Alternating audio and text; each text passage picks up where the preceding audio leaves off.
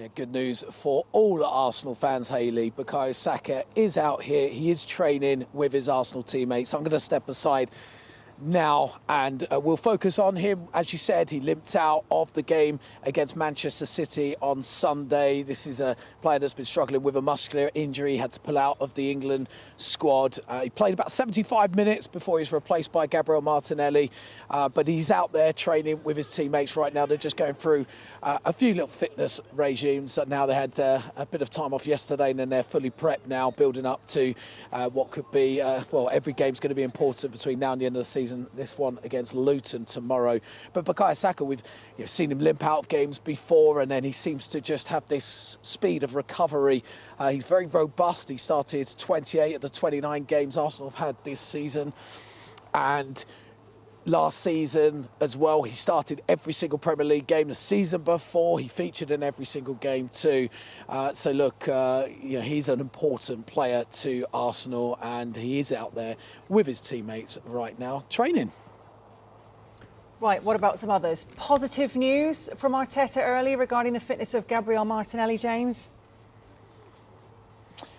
Yes, Hayley, I asked Mikel about Gabriel Martinelli. We know he had a foot injury, missed the game against Brentford before the international break, then pulled out the Brazil squad, and then he came off the bench against Manchester City, replacing actually Bukayo Saka. And I asked him in the press conference, and he said, look, I wouldn't put anyone on the bench if I didn't feel like they could start games or play the full 90 minutes. So he's really confident on his fitness. He's, again, out there right now training with his teammates. He looked really sharp, actually, when he came on against City for played around 15 minutes of that one. So maybe this is an opportunity to get him back into the fold tomorrow against Luton. Again, back onto Bukayo Saka.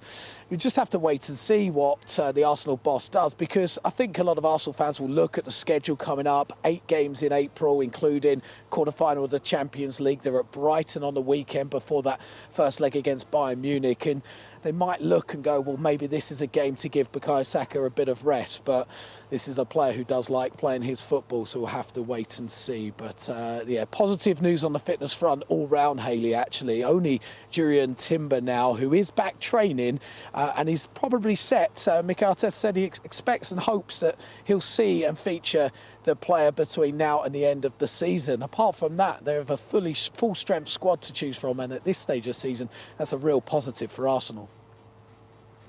It absolutely is. Another positive, I mean, the defence, lots of praise this season. Player of the Match award for William Saliba against Man City. How key is this partnership with Gabriel to their title hopes, I guess?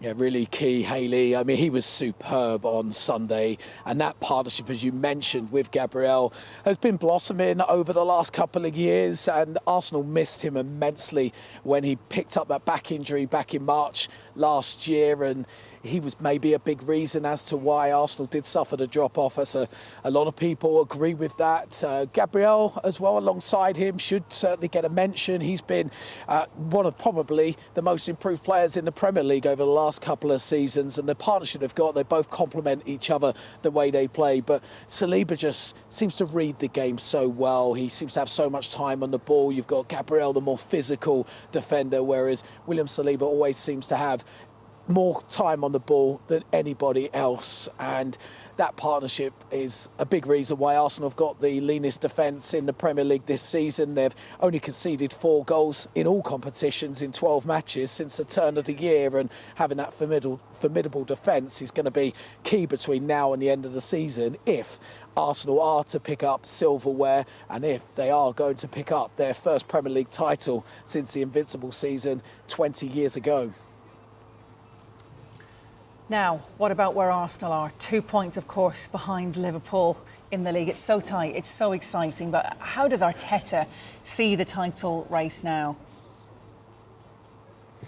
Yeah, it is exciting, Hayley. It's great to see, I think, for all football fans, 3 teams battling out at the top, 3 points separating them all, the quality that Liverpool, Manchester City and Arsenal possess.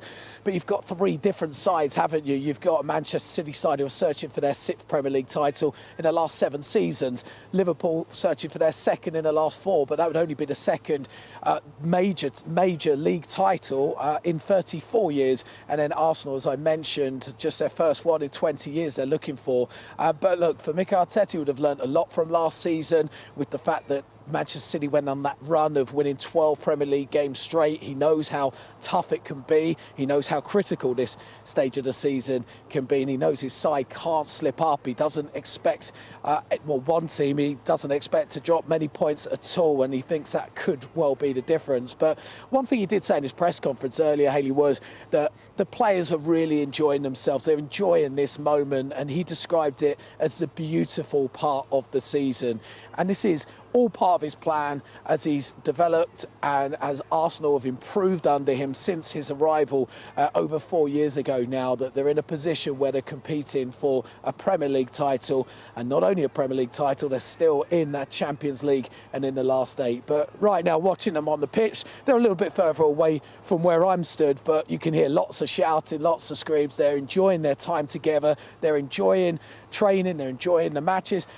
And I spoke to Martin Ødegaard earlier, and he said to me he's a bit tired, but they enjoyed it. They enjoyed the challenge of Manchester City and chasing the ball around as they did. They only had, less than 30% possession in that one. But it might be a completely different game tomorrow night against Luton. I expect Arsenal to be well on the front foot, but they won't take Luton lightly, that is for sure. They know what happened at Kenilworth Road, that 4-3 and a dramatic 97th minute winner by Declan Rice.